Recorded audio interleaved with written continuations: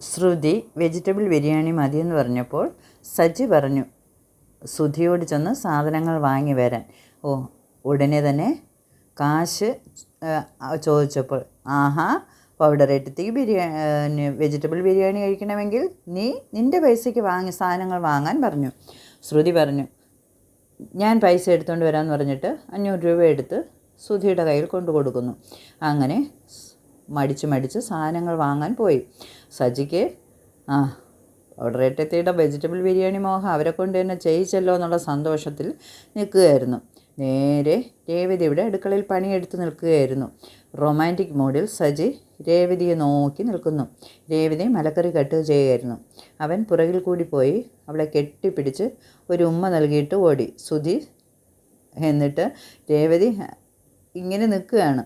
സുധി സാധനങ്ങളുമായി വന്നു. എന്നിട്ട് 500 രൂപ കൊടുത്തപ്പോൾ 10 രൂപയെ ബാലൻസ് കിട്ടിയുള്ളൂ. 490 രൂപയായി എന്ന് പറയുന്നു. എല്ലാവരും അന്തം വിട്ട് നിൽക്കുന്നു. 3 ഐറ്റം വെജിറ്റബിൾസിന് ഇത്രയും രൂപയോ? നീ അളവും കണക്കും ഒന്നും നോക്കിയില്ലേ സുധി എന്ന് ശ്രുതി ചോദിക്കുന്നു.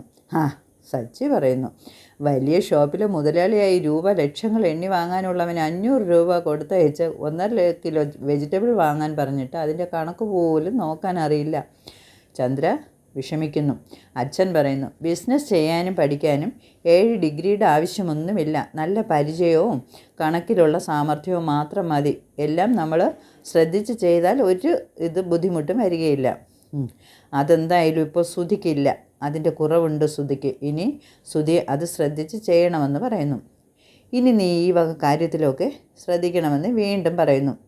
എടാ സജി, നാളെ നിൻ്റെ ജീവിതത്തിലെ ഒരു വിശേഷപ്പെട്ട ദിവസമാണ്. നീ നാളെ സദ്യയ്ക്ക് ആവശ്യമായ സാധനങ്ങളൊക്കെ രേവതി മോക്ക് വാങ്ങിക്കൊടുക്കണം. അതെന്താ അച്ഛാ, നാളത്തെ എന്താ വിശേഷം? ശരി, ഇവൻ 50 ലക്ഷം രൂപയുമായി ഒളിച്ചോടിയ ദിവസമല്ലേ. അതിനെന്താ അച്ഛാ സദ്യ? ശ്രുതി എന്താ സജി എപ്പോഴും നീ ശ്രുതിയെ ആക്ഷേപിക്കുന്നത്? അവനെ അമ്മയുടെ തലയിൽ തൊട്ട് സത്യം ചെയ്തതല്ലേ, അത് തിരിച്ചു കൊടുക്കും വരെ ഞാൻ പറയും. രേവതി കണ്ണ് നിറഞ്ഞ് അടുക്കളയിലേക്ക് പോകുന്നു എന്ന പ്രധാന സംഭവം നടന്നിട്ട് നിനക്ക് ഓർമ്മയില്ലേ അല്ലേ?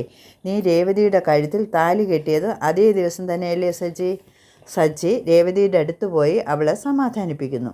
ഞാനൊരു താലിയും മാലയും സാരിയും വാങ്ങി നമ്മൾ ക്ഷേത്രത്തിൽ വച്ച് പുതിയതായി താലി കെട്ടിയില്ലേ, ആ ദിവസമാണ് നമ്മുടെ വെഡ്ഡിങ് ആനിവേഴ്സറിയായി എൻ്റെ മനസ്സിലുള്ളത്. അതുകൊണ്ട് നീ യാതൊരു കാരണവശാലും സങ്കടപ്പെടണ്ട എന്ന് പറഞ്ഞിട്ട് രേവതിയെ വളരെ സന്തോഷത്തോടു കൂടി ആശ്ലേഷിക്കുന്നു.